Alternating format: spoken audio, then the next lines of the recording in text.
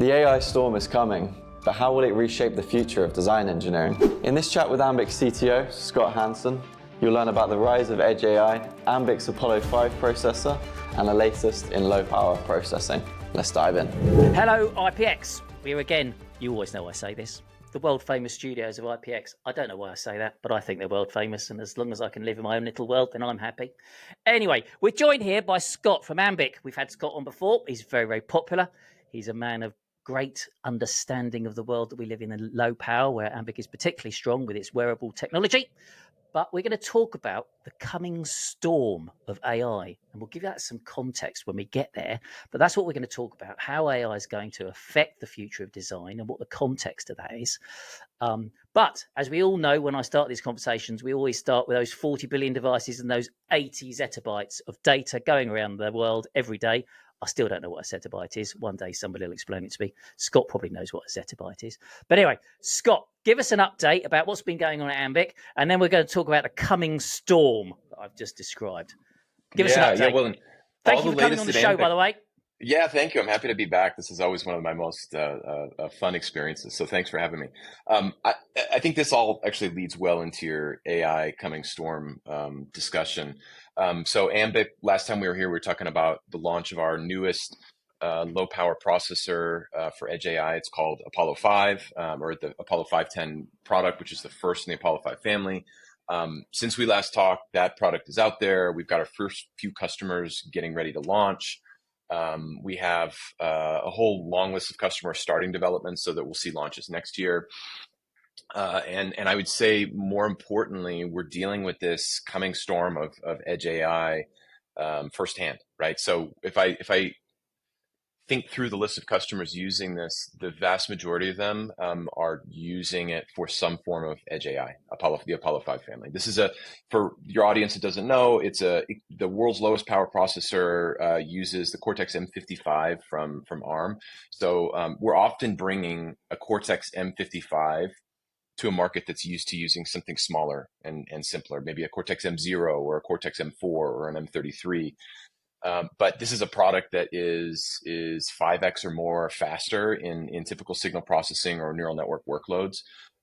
Just for example, on the audio benchmark from Embassy, the M55 completes the neural network and signal processing workload about 4 times faster than the M33. And that translates to energy efficiency, right? So we have that product out there. Customers are in some cases overwhelmed with the amount of horsepower that they suddenly have available for some of these hard machine learning and AI use cases. And what we're now getting into is some of the harder parts of development, which is really the software, right? So I'm a hardware guy, and so I hate to say this, but it's 95% of our customers' time being spent on software development. And it turns out it's not so simple to just take a neural network that was, built and trained in the cloud and somehow collapse it down to tiny hardware that runs on the edge. Fortunately, we've given them a platform in the Apollo 5 family that is hyper efficient, super energy efficient, but it still requires a lot of optimization to get that right. So we're working very closely with customers to figure out that problem. I think any company that tells you they've solved that problem is lying to you. It's a unsolved problem. I will tell you that every time we've sat down to look at a neural network, whether it was in-house designed or it's something with a customer, there's always opportunities to optimize its operation. TensorFlow Lite Micro is the predominant framework being used for training and then for runtime for neural networks. So runtime meaning the software that's actually running on the processor doing inference. And every time we've looked at one of the underlying functions there, we realized that we could make it more efficient with some hand coding. We've even gone so far with certain customers as to hand code neural networks on their behalf for certain use cases. So Apollo 5 is out there in the real world. It's being used by all these companies doing Edge AI, and in fact, in several cases we're working with the customers to co-develop neural networks for their specific use case. A couple of years ago, it was probably true that most of these customers didn't know anything about neural networks. They saw this coming storm, as you put it, and they knew they needed to do something. But in the last 2 years, they've become remarkably more sophisticated. And we're just trying to embed ourselves with a lot of them to figure out what problems are you still facing? How can we solve that further with next gen hardware? How can we solve it with software development? So anyway, it's a really fun time to be around in this industry. We spent the last 10 years developing, or more than 10 years developing, this platform for energy efficient chips, and it's all finally coming together now, right? Suddenly it's not just low power technology that's come along, it's also neural networks that have come along in a way that suddenly we can solve problems that were unsolvable years ago. Okay, so I just want to clarify something. There's a very strong chance I misheard this, but just to clarify it, you Sure. said that the complexity of the system is helping drive low power. Is that? Did I hear that right? The computational efficiency, let's say, of the M55 is driving low power. Right. So Sorry, I for the understand same now. bundle, no, for the same bundle of work, I can do it a lot faster with the M55. And if that Yes. processor is just fundamentally, if I take my M55 versus a competitor's M4 or M33, I'm actually consuming less energy per cycle because of all the cool things that we do with our proprietary spot technology. Now we go one step further and say, well, actually that M55 requires 1/5 the cycle count of the M4, M33. You're getting a massive advantage. And it's shocking to some of our customers because they're not used to that. They think I'm just getting something that's pretty much the same as what I had before, more efficient, a little bit more efficient. That's great. But in fact, it's a pretty big step function. This thing also comes with a ton of memory. So, what we're finding is if you look at old school microcontrollers, they tended to be sized so that you've got, a megabyte of non-volatile memory like flash, and then maybe you have a quarter as much SRAM or an eighth as much SRAM available. Well, with the advent of neural networks, suddenly you actually need to size up that RAM quite a bit, and you need more of the NVM, you need more of everything. You need big, fat, off-chip memory interfaces. So we've made an attempt to provide those to our customers. It has to be still cost effective, right? You can't go out there with a $50 chip to something that requires a $5 ASP. But we're really maxing out what we're giving our customers in terms of processor performance and memory. Right. So just before we go on to this coming storm, because that's how we built this whole thing up, just explain to just help the community understand, because what you've described there is a scenario where in the last 2 years, it's not an off-shelf solution. You have to engage. You have to actually make stuff up as you're going along, and you described quite a creative process there to a certain extent. You've described how you have to work alongside a design engineer or a team of design engineers to create a solution. So what's the environment that actually happens, without giving away too much? What's actually, because what we want to encourage is the community to say, okay, I want to embrace this, I want to understand it, but of course there's always a high calorific trade-off when you go into the unknown. So just help the community understand what the trade-off is. Wrong phrase, probably trade-off, but the environment that you have to go into, so that they go into it with open eyes, so they can say, right, okay, off the shelf will get me to about 80%, and then there's going to be some 20% that we're going to be working with somebody like Ambiq, and that's the bit where we're going to have to get clever. So what's the environment that happens in? So fortunately, there's a lot of different available environments, so to speak, that help here. So all of the stakeholders in the chain are contributing something. ARM, for example, they have this whole SimSys library setup that is so CMSIS. Library setup. They specifically have a version of that called SimSys NN that has a bunch of reusable library functions that allow you to implement neural networks. Google has the open source TensorFlow Lite micro framework for building and training neural networks. And then there's a whole host of tools that sit above that allow you to develop in a nice looking environment. One of my favorite let's say communities and environments is offered by Edge Impulse, who I know you've interviewed extensively on this channel. They have for those that don't know, they have a software as a solution or software as a service product that allows you to develop neural networks. They have Model Zoo. a company like Ambiq has its own model zoo, but then they have a much bigger model zoo available for their users, and they've got a community of over 100,000 people that are developing in this environment. And you go in there and you can select a pull down of what microcontroller do I want to target, and you can go, I want Ambiq's Apollo platform, and boom, you're ready to go. And so that's actually a really good one. And I actually just attended Edge Impulse's Imagine conference in California a couple weeks ago, and they pulled together a bunch of their community members. And my takeaway there is, if a couple years ago embedded developers were kind of wary and afraid of this whole edge AI thing, I walked out of that feeling that they get it. They're embracing it. They've done some of that hard stuff and jumped into, whether it's Edge Impulse's environment or grabbed TensorFlow, Light Micro themselves and just ran with that. They're in the community. They're building real neural networks. They're training them on their desktop GPUs. They're not going to some fancy cloud-based solution, and then they're deploying them, and they're finding problems, right? You get it out there and you go, oh, wow, I'm spending 10 times more cycles than I thought I would. What's the issue? And then they're getting in there and wading through it. And that tends to be the point where a company like Ambiq needs to help, right? So you can kind of get, I would bet that your average listener is able to, whatever they think their capabilities are, they're able to pull down all these tools and start neural network development relatively quickly and get something running on Apollo or any one of our competitors' products. What they may not be capable of doing is then squeezing out all the extra cycles and getting to something that's hyper optimized. But that's what we're working to help our customers do better. And let me just maybe give some concrete examples. In that conference, I heard somebody, an engineer, presented. He had developed a litter box for cats that used AI to detect cat health, right? I mean, this is a company that has no business developing AI-enabled solutions, and it's highly sophisticated. It's obvious. Right? It's obvious, isn't it? It's obvious. Why wouldn't you do that? Eh? Exactly right. Right. But it's, it's amazing. You've got this company who's not known for electronics innovation, and they're out there developing neural networks.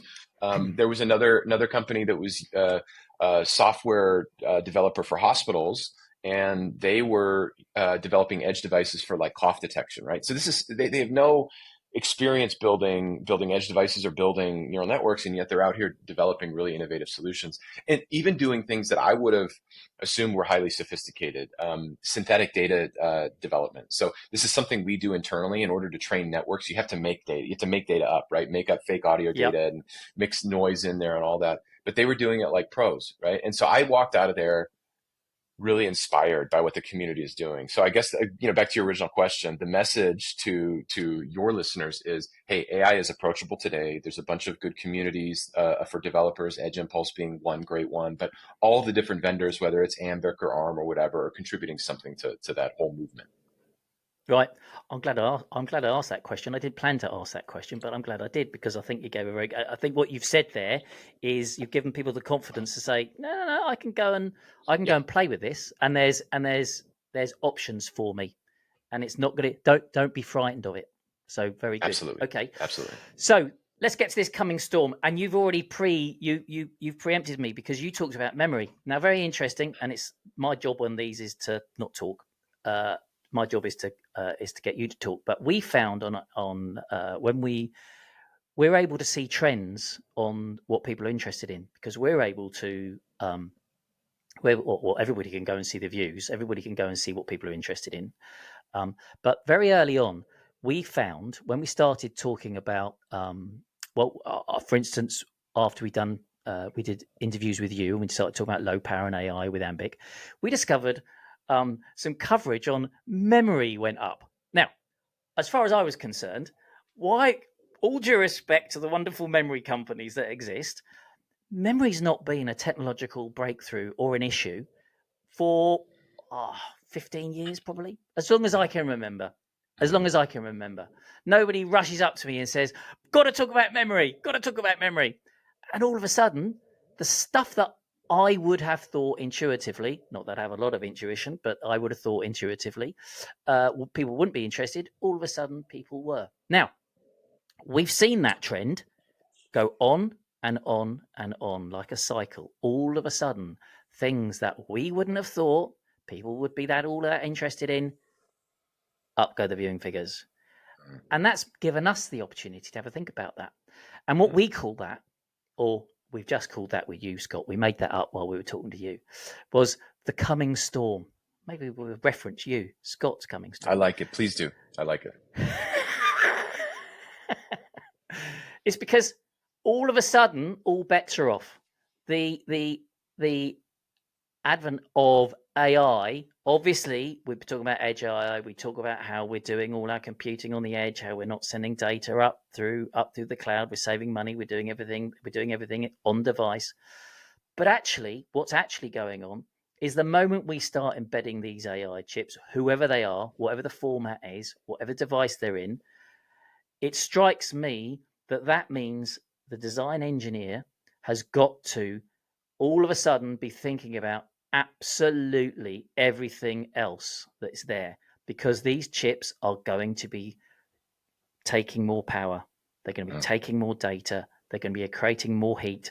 They're going to be creating more stress in the system than anybody has ever recognized. So legacy parts, all of a sudden, people are going to be starting asking questions. So I'm going to start asking very intelligent people like you with huge amounts of knowledge, what is that coming storm, and what are the implications for the community, so they can, like you've just said, 2 years ago, people were afraid of neural networks. All of a sudden, 2 years later, people are playing with them. Yeah. All of a sudden, so that would have been a coming storm. Now, I think that's going to be causing all its own issues. So that's a very long question I've just asked. But what I'm asking is the coming storm of how AI is going to affect your designs and everything that you're doing in the next 3 months, 6 months, 12 months, 18 months. Give us your insight about that. Yeah, I mean, I always talk about so-called small AI and big AI. And what our customers are dealing with today predominantly is small AI. And this is, they're taking traditional algorithms, some filter that's for wind noise reduction in a headphone or a hearing aid, or heart health analysis in a wearable. They're taking a traditional filter and switching it to a neural network, right? And that's almost a nice baby step, because you have a known function. You can put known input in, you can look at the known output, and then you can go implement the same thing in a neural network and see, does it look the same, right? And hopefully it's much better. The point is that the neural network is not going to be as efficient, right? It should be noticeably different, right? Because you're going to spend more cycles doing the neural network than a hand-tuned algorithm that's existed for decades. We see our customers doing this left and right. Sometimes they advertise about it, sometimes they don't. But it's happening behind the scenes. And in fact, in the lead up to the Edge Impulse conference that was a couple of weeks ago, I was going to be on stage and I was going to reference a few customers. So we reached out to a handful of customers and said, hey, you guys haven't been vocal, but how are you using AI, and can we talk about it? And we had two customers came forward and said, actually, we'd really like you to talk about our AI use case. One of those was a company called Biostrap, and they make a wireless health monitor for first responders or for hospitals. And so, imagine that you've got a fire department, and these people are out in the field every day. They're fighting fires. They're in dangerous positions. You care about what their health looks like in an acute sense, but you also care about across days and weeks and months, how's their physical health and how's their mental health. Right. And Biostrap has created this tool, this wearable, no display. This is not a consumer device. This is for, the fire captain to know that everybody out there is good, that we don't have any PTSD problems, that we don't have any heart health problems that could hit in the field. Right. And they're using neural networks for a variety of different purposes there, for sleep monitoring. They're using it for certain types of activity detection. They're using it even experimentally for heart arrhythmia detection. And then they actually just announced publicly a deal with another company where they're doing stress detection. Not in the way that, your Garmin or your Fitbit will give you stress, but this is a different way of looking at it. And think about it. I don't need to know that my stress is at a 96 today. What my fire captain wants to know, though, is over the last 8 weeks, has there been a consistent rise in my stress levels? Yeah, nuance, relatively speaking, nuance. Right? Nuance, exactly. And so these are the types of problems we're seeing. This is what I call small AI, and Could it have been done using traditional algorithms? Maybe, but not very well, right? And so they're taking on these problems, and as they get comfortable with these issues, they're discovering a lot of challenges, right? The hardware consumes too much power. Okay, we're solving that with Apollo 5. We have a whole family of other products coming. We have a product that's going to be positioned above Apollo 5 that's going to bring even more compute power. So that, or compute horsepower, I should say, that solves that problem. But then they're finding a bunch of software problems, right? We build neural networks in oftentimes whether it's a cloud environment or in a PC environment where there's effectively infinite compute bandwidth and infinite memory. When you try and map that to a small processor, even one as powerful as the M55, it doesn't map efficiently, right? And so there's learnings there that have to be factored in. And these are some of the things that we as Ambiq are going, okay, we helped customers A, B, and C solve that. How can we codify that in our SDK, or how can we provide a tool that makes it easier for our customers to take that on? So we haven't solved all of those challenges, but we're in the process of doing so. The interesting thing that I see coming in the midterm, call it in the 1 year to 2 year to 3 year time horizon, is the onset of big AI. These are things that we probably could not accomplish with traditional algorithms today. Imagine that you want to have a conversational interface added to any electronic device, whether it's this, or it's your wearable, or any number of other things. That takes a really big neural network to get it done. Think tens of megabytes up to maybe even low gigabytes neural network, and that doesn't map very well to the MCUs of yesterday. And so that's really influencing us moving forward. So we have current products, as I said earlier, that have a lot of memory on chip. We have really efficient off-chip memory interfaces. So, most of these customers don't fit their application on the chip. They're going off chip to NAND flash for big neural network assets. They're going off chip to NOR flash for code. They're going to PSRAM for maybe they're storing a big model out there or some kind of UI information out there. So we've really optimized for that kind of system. Moving forward, we have some maybe toward the end of next year, I'll be in a position to come back and talk to you about this, but we have some interesting innovations that we think will help solve a lot of that problem. So this memory problem is going to become a bottleneck, not for the small AI today, but for that big AI wave that's coming. Yep. We need to solve this memory bottleneck. And I'm excited that our customers in the last couple of years have been doing some of this small AI stuff, but it's almost modest in that, hey, we're doing the same function we did before. We're just doing it slightly more elegantly and with better performance. The big AI is so exciting, and I can't really talk about it. We've got, customers kind of dribble out little pieces of this thing under confidentiality, what their plans are, but I'm astounded by some of the ambition that we're seeing in places like AR glasses or next gen wearables or smart home devices with cameras. Hearing aids. There's some really, really interesting products coming that are fully leveraging AI. So first small AI for the next 18 months, you're going to see a lot of small AI. In the 1 to 3 year time horizon, I think you're going to start seeing a lot of big AI, and that's exciting to me. Right. So, really, then the answer to that question, so it was my inner thought giggling when you were talking about on chip and off chip. It sounded like off planet to me. That's where my head was going. We were having an off planet discussion, but it's a bit like that, isn't it? Perfect. It's a bit strange. Yep, it is. It certainly is. You should think about it that way. If you're a developer, think about it like off planet. Yes. Yeah.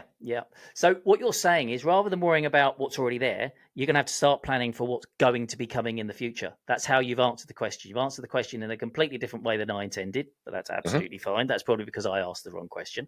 So you've interpreted a different way. So what you've said is that when and let's be honest, I can't remember the exact phrase you used, but you're using AI more elegantly to solve a problem that already existed. So you've taken a problem when you use the first example. You said, right, here's a problem that I have, and I'm going to solve it more efficiently. And it was absolutely binary. It was, I have a problem, I'm going to solve it more elegantly. And then you moved on to say, okay, now I've done that. And then you started to then talk about big AI. Yeah. And then once you start to interconnect with that big AI, then the ramifications moving forward is then you're going to have strategies, and you use 3 or 4 different examples to explain how you're going to use different types of memory, because I gave you the memory as an example, so you went down the memory route, which is absolutely right. Where people are going to have different, they're going to have understand different options all the way along the line to understand how they're going to measure that data, to make that interface, and finally wherever that data is going, whether it stay on planet or off planet. Yep. I think we've on this little discussion we've discovered all sorts of phrases. Yeah, we have to propagate these. I'm with you. I'll work with you to propagate these phrases. Wonderful. So we understand how we're going to move forward, and that's taken certainly how I thought the discussion was going to go in a different way. But it's sort of like the mirror image of what I thought we were going to discuss. So that's very, very interesting. So in summary, very exciting things going on at Ambiq, and you see, I described it as a coming storm. That whirlwind is going to hit us quicker than any of us ever thought. But what you're saying is that AI is going to give us the opportunity to solve not just binary problems, but multiple problems. And that's going to give implication for design moving forward. And these are extraordinarily exciting times. As it just so happened, I just listened to a podcast, just finish off on this. I just finished on our podcast. We have all this fear about AI and how AI is going to destroy the planet and destroy us, and we're all going to die. The implications of AI and medical health are just absolutely, literally mind-blowing. The person that I listened to said that if you can stay alive for the next 5 years, the chances are all-cause mortality will mean you'll probably live to 120. Ooh. Because of the changes that AI will bring in medical healthcare. Incredible. You're speechless, aren't you? Yeah. No, I have nothing to say about that. That's wonderful. Isn't that just amazing? Just holding that thought. Just holding that thought. But you talk about the fireman. You talked about the fireman. That was your example where you were actually talking about the same phraseology that podcast was using, all-cause mentality, stress. You were talking about heartbeat. You were talking about other things that are going on, nuanced data that other things wouldn't pick up, but using AI and using that whole concept of taking data and understanding it changes everything. Yeah, takes us off planet. Should we just leave it there? We're going off planet. Let's go off planet. I like it.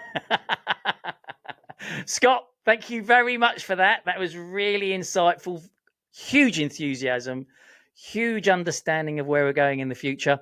And we will talk very soon, I have no doubt. Thank you very much. I appreciate it. Thanks for having me.